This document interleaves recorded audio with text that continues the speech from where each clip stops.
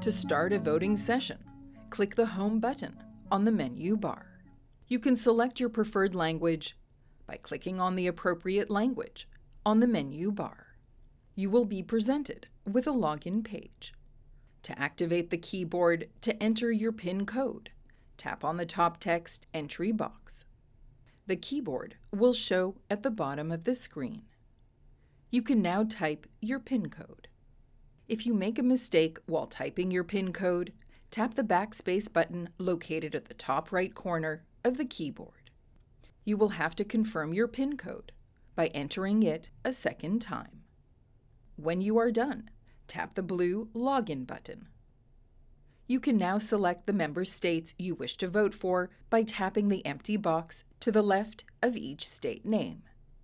To unselect a member state, tap the same box again to remove the selection. To scroll down the list, tap the screen and hold, then drag up or down. Once you are satisfied with your choices, tap the blue Continue button. You will be presented with a confirmation page with a list of your selection.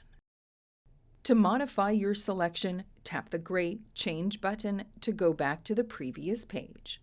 You can now modify your selection.